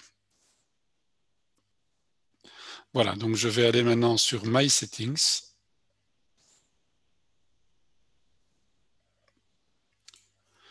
Mais ça ne marche toujours pas beaucoup mieux. Mais bon. Enfin bon, je dois peut-être réouvrir, fermer et réouvrir, mais enfin bon, c'est là que vous voyez que c'est là que vous pouvez trouver les infos du nombre de connexions apparemment euh, sur le lien CBAM. Hein. Mais l'idéal, c'est d'en faire une bonne série, comme ça vous êtes sûr d'avoir le nombre de connexions qu'il faut. Voilà, tout à fait. Voilà, alors on peut peut-être continuer pour les autres points que tu avais prévus. Oui, Frédéric, comme ça, on va essayer de clôturer pour respecter le timing et on posera encore quelques questions à la fin de la session et pour le reste, on essaiera de vous répondre par écrit. voilà. Donc, toujours pour terminer avec ce chapitre de primes, donc comme disait Isabelle, c'est vers l'été qu'on reçoit, que la demande de prime 2020 sera ouverte. Vous recevrez normalement un mail de l'INAMI. Nous, on mettra dans le bandeau de Medispring aussi des informations, mais vous ne devez pas renvoyer de formulaire, comme c'était le cas il y a quelques années, etc. Donc, c'est vraiment l'INAMI qui fait ses calculs tout seul, puisque eux ont toutes les infos naturellement. Vous devez simplement cliquer sur le lien qui va être donné dans un mail normalement, ou d'aller sur MyINAMI, vous pourrez voir votre demande de prime et accepter les chiffres qui sont proposés ou refuser s'il y avait un autre problème. Voilà. Et exceptionnellement, ici, pour la prime 2019, vous pouvez encore le faire jusqu'à la fin de l'année, jusqu'au 31 décembre. Alors voilà, donc je suis ici maintenant dans une consultation classique. Donc on avait un petit chapitre au sujet des consultations Covid. Donc vous pouvez, quand vous créez une nouvelle consultation, je vais faire un exemple ici, vous créez une nouvelle consultation. Par exemple, c'est une consultation qui se passe par téléphone. Vous pouvez choisir consultation électronique. Et là, vous pouvez naturellement encoder tout ce que vous voulez. N'oubliez pas que nous avons ici dans le plus du haut plusieurs petits algorithmes qui sont mis à jour régulièrement. Je prends un petit exemple ici. À qui faire le test Covid, par exemple, quelqu'un vous téléphone en disant « Tiens, j'ai eu un contact, est-ce que je dois faire un test ?» Vous ne savez plus trop parce qu'il y a tellement eu de changements. Vous cliquez « À qui dois-je faire le test ?» Alors, on va vous poser la question « Votre patient présente-t-il des symptômes ?» Par exemple, le patient va dire « Oui, je présente des symptômes. » Alors, vous voyez, on a repris la liste des symptômes mineurs et majeurs. Par exemple, le patient dit simplement qu'il a un peu le nez qui coule, ben, il n'a qu'un seul symptôme mineur. Donc, est-ce qu'il a un symptôme majeur ou deux mineurs? Je vais répondre par non. Et alors, vous avez encore ici une autre question qui est demandée. Est-ce que la personne de contact était une personne de contact qui est un cas confirmé? Est-ce que ça a bien été dans un délai de 2 jours, etc., etc. Par exemple, on va dire que oui. On demande la définition d'un contact à haut risque, qui est ici plus de 15 minutes sans masque, etc., etc. On va dire que c'est oui également. Et quand j'ai répondu à 3 ou 4 questions, ça dépend un peu des algorithmes, j'ai un diagnostic qui va directement se mettre ici, c'était un contact étroit avec une personne suspecte de coronavirus, et on vous donne la marche à suivre. Par exemple, dans ce cas-ci, il y a eu un contact à risque. Depuis une semaine maintenant, les tests sont à effectuer au jour 7 qui suit le contact à risque. Pendant 14 jours, naturellement, faire les mesures renforcées et pas de contacts sociaux pendant 10 jours. Donc tout est bien détaillé dans ces algorithmes. Même chose, un algorithme pour les enfants et même chose, vous pouvez faire l'interprétation d'un test. Par exemple, est-ce que le test a été réalisé parce qu'il y avait des symptômes, le patient était symptomatique? Oui. Le test était-il positif? Oui. Quand vous cliquez dessus, vous avez à nouveau le détail qui va se mettre dans le... Attendez, je vais effacer ce qu'il y avait de l'ancienne consultation. Voilà. Vous avez le détail de la marche à suivre qui va se mettre directement dans le P du SOAP. Alors, pour reprendre aussi, dans ce cas-là, ça, vous le savez, lorsque vous faites une ordonnance, pour un patient, vous allez lui prescrire de l'ibuprofène ou des médicaments ou ces médicaments habituels, par exemple. Je prends ici l'exemple de l'ibuprofène. Vous ajoutez ce traitement, vous pouvez l'envoyer par email directement au patient. Donc l'ordonnance électronique est créée, il vous suffit plus que cliquer sur le bouton envoyer l'email et vous voyez qu'on a rajouté une petite phrase en disant que le patient peut simplement recopier les lettres qui se trouvent sous le code barre s'il ne veut pas imprimer sa prescription électronique, s'il n'a pas d'imprimante par exemple. Juste une petite différence dans les cas des magistrales et des choses comme ça ne fonctionne pas, mais autrement pour tous les médicaments classiques, le groupe de chiffres correspond et vous cliquez sur envoyer l'email et l'email est parti. Donc ça c'est la première chose. Deuxième chose, dans la consultation, vous pouvez naturellement faire une demande d'incapacité de travail pour le médecin conseil ou simplement pour l'employeur, incapable de travailler pendant autant de jours. Et là, vous pouvez choisir qu'il s'agit d'une consultation COVID. Là, vous pouvez l'envoyer directement par email parce que le certificat de COVID ne doit pas être, il a été mis ici directement, ne doit pas être signé. Clairement, s'il y a des employeurs ou s'il y a des directeurs d'école qui vous refusent parce que ce n'est pas signé, vous leur dites que c'est légal, c'est passé au moniteur, ces documents ne doivent pas être signés, vous l'envoyez directement par email au patient. Et alors, dernière chose, si vous devez faire un certificat de quarantaine, cette fois-ci, le certificat de quarantaine, ce n'est pas une incapacité de travail, mais elle se trouve dans les documents. Dans le petit plus du P, vous choisissez les documents. Et alors, par exemple, ici, vous allez chercher le certificat de quarantaine. Si vous ne savez pas où il est, vous avez un petit champ de recherche, certificat de mise en quarantaine. Vous avez également le document officiel qui apparaît qui ne doit pas être signé. La signature est bien facultative. Ce sont des documents qui ont été placés au moniteur aussi. Et vous pourrez aussi directement l'envoyer par email au patient. Maintenant, j'avais d'autres questions en disant, tiens, oui, il faudrait pouvoir envoyer par email d'autres types de documents qui nécessitent une signature, par exemple. Je prends un autre exemple. Je vais dans les documents, je vais choisir un autre destinataire, je vais choisir un médecin spécialiste, par exemple. Je valide. Et là, je vais trouver mon avis confrère. Mon avis confrère que j'utilise habituellement, qui est là. Quand j'ai fait mon avis confrère, vous connaissez le principe, toutes les données se placent automatiquement dans le dossier du patient et vous voyez, j'ai ma signature que j'avais placée dans mon document type. J'avais placé moi-même cette signature dans mon document type. Si vous n'avez pas fait dans le document type, vous pouvez encore le faire par après, si vous le désirez. Vous pouvez ici insérer une image. Là, cliquez sur Upload, Browse, pour aller rechercher l'image. Et moi, je l'ai mise dans mon disque D. Signature, elle est là. Je l'avais simplement photographiée. Je clique sur Ouvrir. Vous la sauvez et votre image se place là directement. Vous avez une signature de votre document qui est mis là-dedans. Maintenant, bon, on reste dans le domaine, est-ce que c'est légal, pas légal, etc., etc. Ça, c'est plus difficile à dire. Même chose, si vous voulez faire un document pour le patient, comme une demande de kiné, par exemple, enfin n'importe quoi, que vous enregistrez et que vous allez envoyer par email au patient, lorsque vous avez clôturé la consultation, ici, quand vous cliquez sur le document de kiné, qui est là, vous pouvez le télécharger. Une fois qu'il est téléchargé, il va se retrouver dans vos téléchargements. Par exemple, ici, c'est une demande de radiographie, mais enfin, c'est pareil. Il va se retrouver dans le demande dans vos téléchargements. Et là, en l'ouvrant par Acrobat Reader, vous avez l'occasion aussi, il y a un petit bouton qui est là, de signature. Vous pouvez soit signer à la main, soit moi j'avais dans Acrobat Reader, j'avais aussi mis ma signature. Et vous voyez, cette signature est là, c'est très facile, vous pouvez la bouger.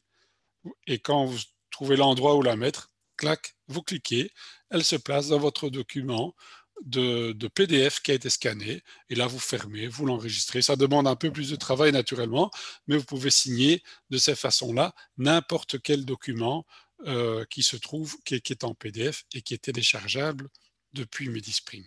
Donc voilà, il y a des signatures qui ne sont pas obligatoires, il y a des signatures qui sont obligatoires et que vous pouvez, entre guillemets, détourner de cette façon-là, mais sachant bien que certains médecins conseils pourraient, par exemple, refuser des signatures qui ont été scannées, etc., etc. Je parle au niveau de remboursement de soins de kiné, par exemple, je sais qu'ils sont assez stricts de ce côté-là. Voilà, donc ça c'était la petite partie. Ah oui, il y avait encore une partie Covid. Je vais aller jusqu'au bout parce que j'ai pas terminé la partie Covid.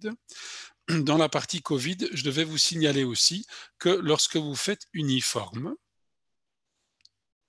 ici lorsque vous faites uniforme de demande de labo par exemple, dans l'IFORM, vous avez la possibilité ici, naturellement, de déterminer le type de contact. Vous connaissez vraiment cette chose-là. Par exemple, je veux mettre que le patient ne présente pas de symptômes, mais qu'il a eu un contact à haut risque. Lorsqu'il a eu un contact à haut risque, vous pouvez déterminer la date du contact à haut risque, par exemple le 30 du 11.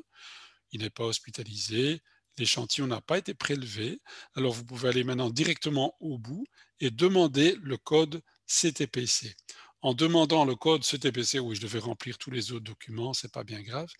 En demandant le code CTPC, le code va être envoyé par SMS au patient et le patient aura directement sa demande d'IFORM pour aller au centre de prélèvement et cette demande va être datée en fonction de la date du contact à haut risque. Donc sera vraiment fait au jour plus 5 du contact à haut risque et pas le lendemain par exemple. Donc tout ça est bien fait. Également avec ce code CTPC qu'a reçu le patient pourra lui aller directement ici sur le site masanté.be,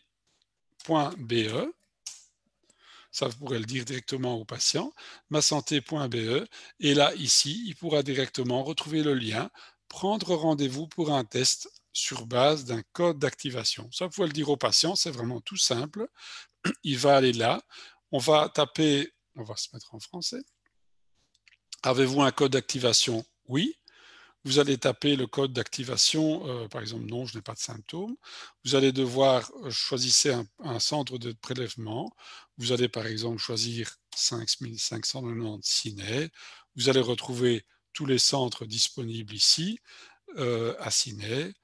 Et vous pouvez réserver un prélèvement. Et là, vous devrez noter les 16 chiffres du code CTPC que le patient naturellement a reçu. Mais le patient peut faire tout ça lui-même. Il peut prendre un rendez-vous en ligne et il peut même de là générer, depuis le site masanté.be, il pourra même générer son propre certificat de quarantaine. Il pourra créer son propre certificat de quarantaine. Vous n'êtes plus obligé de le faire et de lui envoyer, etc., etc. Le patient peut vraiment générer tout ça lui-même. Et alors, dernière chose pour le Covid-19, vous savez que vous avez ici le baromètre Covid-19 qu'on vous invite à remplir une fois par jour, idéalement. Donc, quand vous avez rempli une seule fois toute votre donnée du cabinet, tout ça est gardé en mémoire ici. Nous reprenons des dernières 24 heures le nombre de patients avec des affections respiratoires aiguës. Par exemple, vous mettez 0. Avec la touche tabulation, vous passez à l'autre champ, mettez 0, mettez 0, mettez 1, mettez 1. Le pourcentage est de 100%. Ça va très vite, ça dure quelques secondes et vous cliquez sur Envoyer. Ce travail doit être fait idéalement par le même médecin si vous travaillez en groupe, mais si ce médecin est en vacances ou indisponible ou quoi que ce soit, peut être fait par un autre médecin également. Mais si c'est fait par un autre médecin, il devra lui-même compléter cette partie-là du début. Ça prend quelques minutes en plus, mais enfin ça va encore assez vite. Et il faut vraiment faire attention de noter le nom du cabinet, les noms des médecins exactement de la même façon qu'avait été nommé la fois précédente.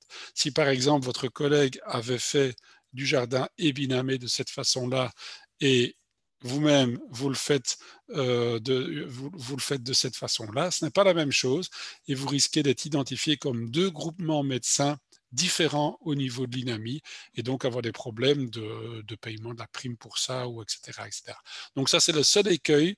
Si c'est rempli par plusieurs médecins, la première partie doit reprendre tip-top exactement le même libellé, le même nombre naturellement de médecins. Bon, le reste est assez facile, c'est l'adresse, le code postal qui doit être faite. Voilà, j'ai fait le tour pour la partie Covid. Je ne sais pas s'il y a des questions en rapport avec ça maintenant. Oui, donc Patrick nous signale bien, donc on ne doit plus envoyer, transformer en PDF, l'envoyer aux patients, etc. pour le Covid. Donc voilà, le code est généré, le code est suffisant. Est généré et remplace toute cette Voilà. tout que vous deviez faire auparavant, et donc Oui. ça devient plus facile. Voilà, donc oui, ça oui, oui. bien renforcer ce point-là. Tanguy nous signale, quand on écrit une lettre à un spécialiste, le champ P n'est pas importé dans la lettre. Le champ P, donc le champ texte libre P n'est pas importé dans la lettre. Oui, c'est vrai qu'il n'y a pas de champ de transfert pour le texte libre P. Oui, c'est quelque chose qu'on devrait encore améliorer, je le note. Je pense que je l'avais déjà noté, mais c'est quelque chose qu'on doit améliorer encore, oui. Merci. Alors, Régine nous demande comment imprimer une consultation complète. Alors, comment imprimer une consultation complète? Ça, c'est assez simple. D'ailleurs, c'est ce cas qu'on peut utiliser, par exemple, pour envoyer un petit rapport à un confrère. Par exemple, ici, supposons que vous avez fait tout ça pour ce confrère avec une anamnèse, un examen clinique, etc., etc. Je vais aller vite ici, je vais faire une auscultation pulmonaire pathologique, voilà. Et vous allez ici dans les documents, et là, vous faites aucun, ça n'a pas tellement d'importance. Et là, vous pouvez choisir un document type qui s'appelle rapport de consultation. Voilà, rapport de consultation ici, qui est là. Et là, vous avez une lettre qui est faite pour envoyer à un de vos collègues médecins, par exemple. J'ai examiné votre patient un tel, vous retrouvez tout ce qui a été fait dans cette consultation. Voilà, par exemple, en cas de remplacement. Et puis alors, si vous décidez, donc là, vous pouvez l'imprimer naturellement. Là, vous avez le résumé de votre consultation complète, sauf qu'il manque encore le P du SOAP. Et puis là, pour l'envoyer à votre confrère que vous remplacez, vous cliquez sur Envoyer sur le hub. Donc là, vous allez pouvoir... oui, vous voyez, il a été envoyé directement parce que moi, je l'avais déjà mis, j'avais déjà choisi un nom de médecin, le médecin traitant directement. Et sinon, si vous avez mis aucune personne dans le fait de l'envoyer sur le hub, on va vous demander à qui voulez-vous l'envoyer. Vous allez taper les quelques lettres du nom du médecin, le retrouver et l'envoyer.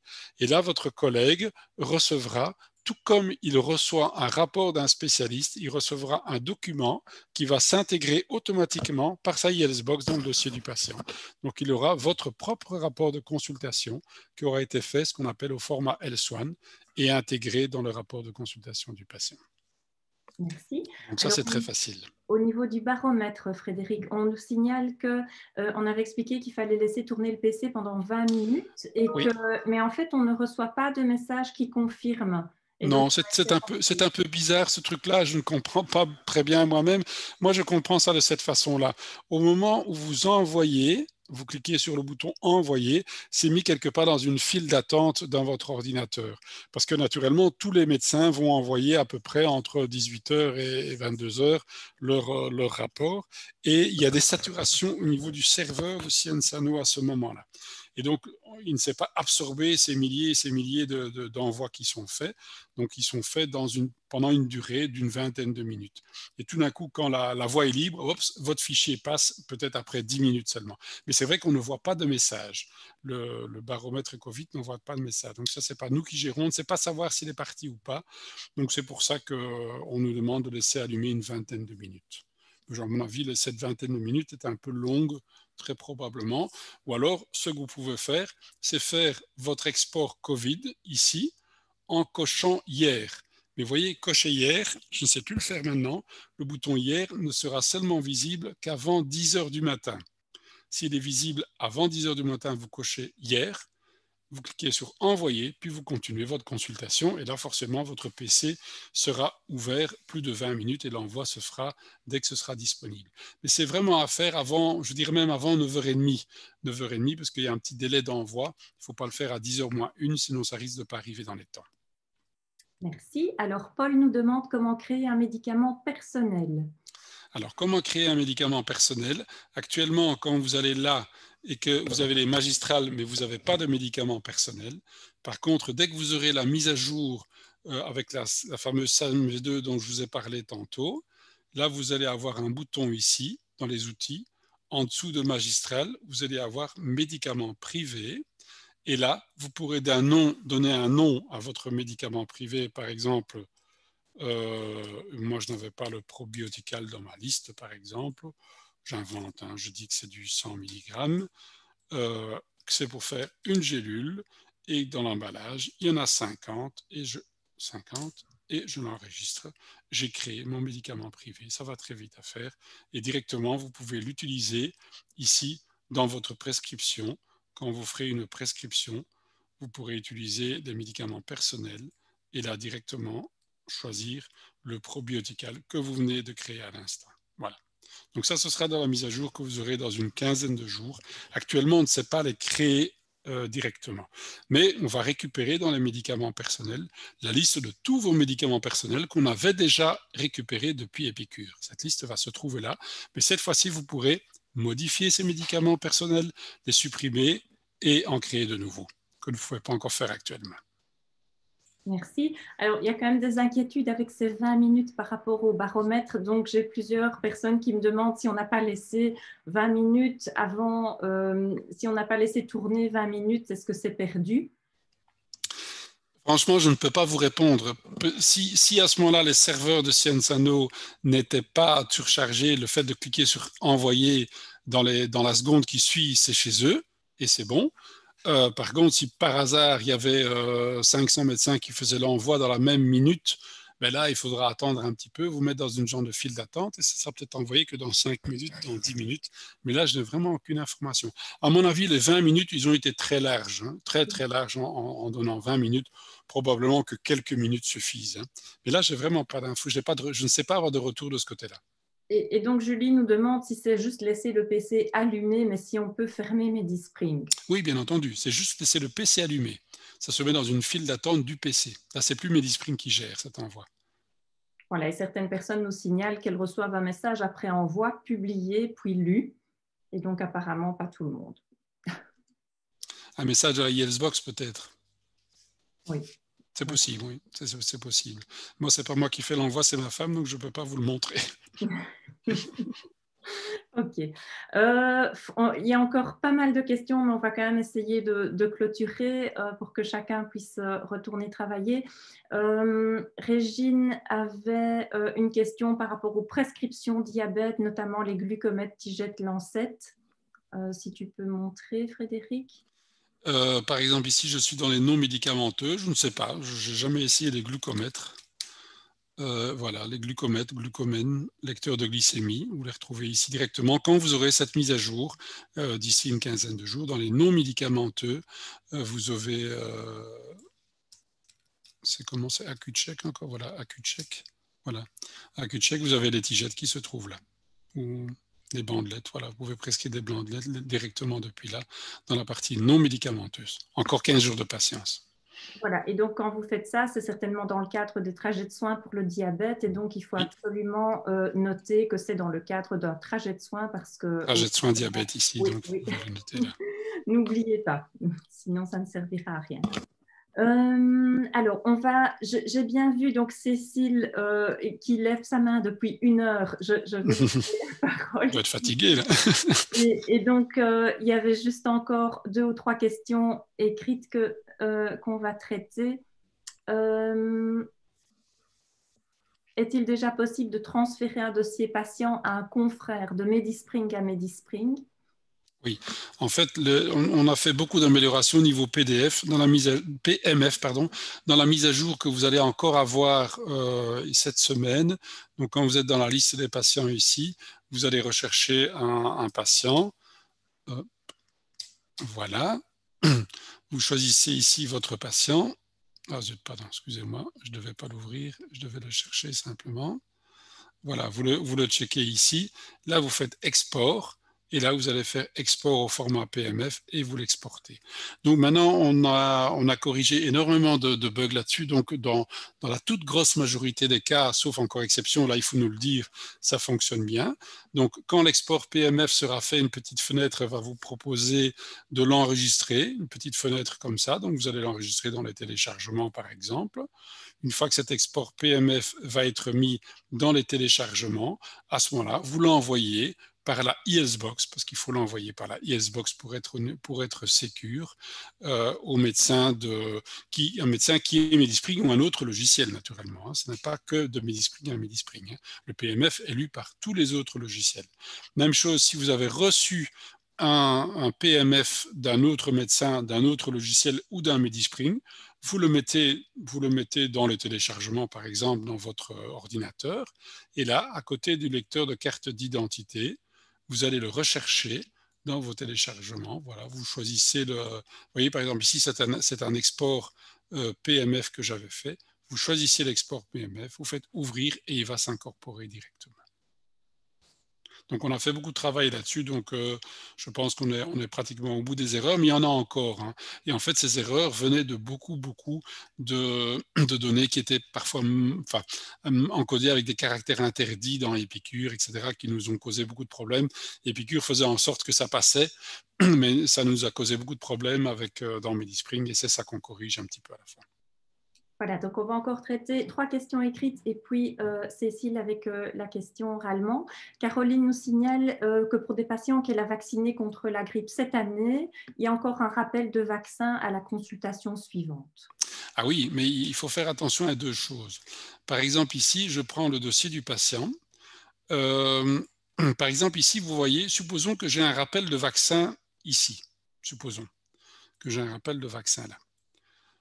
Quand je fais une nouvelle consultation, moi, je vois ici dans ma prévention, j'ai une prévention de la grippe saisonnière qui est là en orange, c'est-à-dire que je suis en retard, je n'ai pas fait mon vaccin. Quand je vais faire mon vaccin grippe, que je vais faire un Influvac par exemple, voilà, j'enregistre et dès que j'ai cliqué sur le bouton enregistrer, le vaccin est enregistré et vous voyez ma prévention est devenue verte. Elle va devenir verte jusqu'au mois de septembre 2021. Par contre, votre tâche qui était là, rappel de vaccin grippe, celle-ci n'a pas été influencée. Et d'ailleurs, ce n'est plus la peine de créer une tâche rappel de vaccin grippe puisque les préventions font ce travail. Si vous avez encore votre rappel de prévention grippe qui est là par exemple, vous cliquez sur le petit crayon à côté, vous mettez effectuer et vous mettez valider. Hop, elle va disparaître de la liste des tâches à faire. Mais il n'y a pas de lien entre cette tâche-là et le vaccin. Par contre, il y a un lien entre le vaccin et la prévention ici. Voilà, merci. Alors, quelqu'un nous signalait, dans une pratique de groupe, notre ophtalmologue n'arrive pas à utiliser IA-Test. Comment faut-il faire? Alors, IA-Test est disponible à partir du 1er décembre 2020, donc à partir d'aujourd'hui, pour les spécialistes. Donc, c'est pour ça que vous allez avoir une mise à jour dans quelques jours. On a quelques jours de retard par rapport à ça, pour l'utilisation par les spécialistes. Donc, pour l'instant, c'est tout simplement parce que c'est autorisé vraiment depuis tout peu. C'était bloqué par l'INAMI. Hein. C'est seulement accessible depuis aujourd'hui.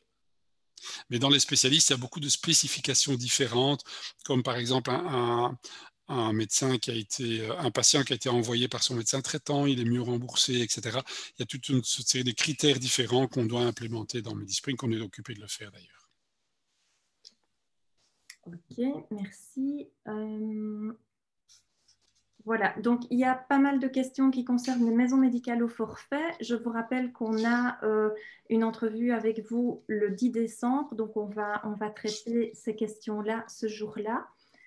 Et donc maintenant, je vais donner la parole enfin à Cécile. J'espère qu'elle est encore là. Voilà, Cécile, si vous activez votre micro dans le coin inférieur, on vous entendra.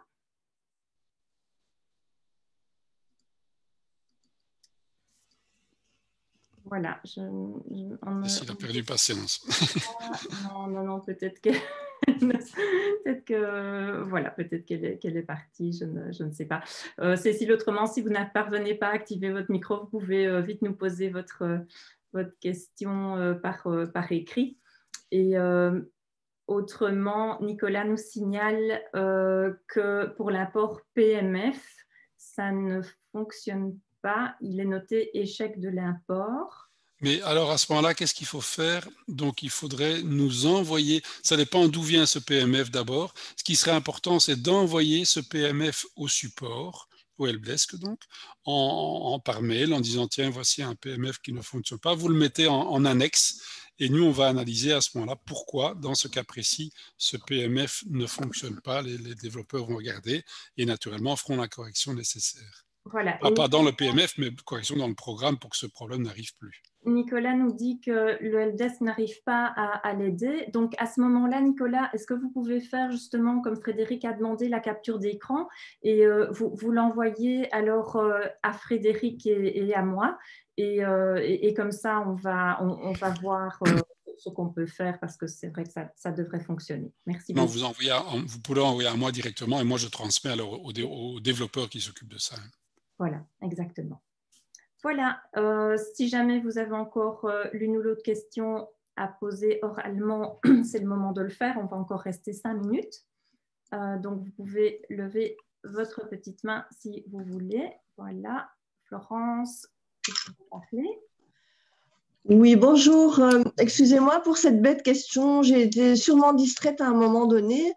Est-ce que la prime est attribuée automatiquement en fonction du nombre de critères ou chaque médecin doit faire la demande, il doit activer une demande particulière? Non, vous recevrez environ juillet 2020, vous avez reçu ici en tout cas pour cette année, un mail de l'INAMI en vous demandant de vous connecter sur MyINAMI pour vérifier. L'INAMI vous donne l'info, dit tiens, vous avez répondu à autant.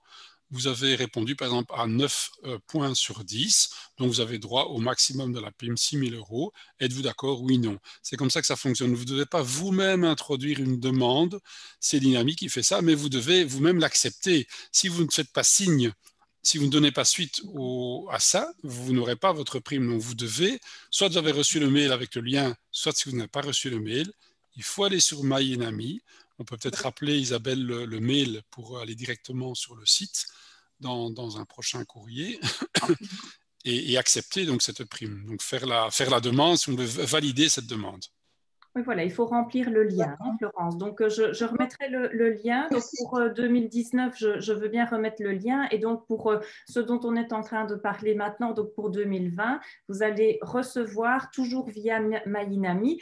Ce n'est pas un mail personnel que vous allez recevoir, mais c'est présent à un moment donné sur le site de l'INAMI. Et donc, il faut remplir ce lien. Et donc, dans le cadre d'une maison médicale, comme je l'ai dit, ce serait bien d'aller voir tout ce qui concerne les pratiques de groupe et maison médicale, puisque là, il s'agit des moyennes. D'accord.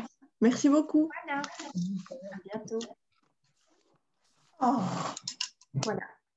Alors, voilà, mais je pense qu'on peut clôturer ici s'il n'y a plus personne qui veut poser de questions. Il y a encore des gens qui ont levé la main, là, je vois.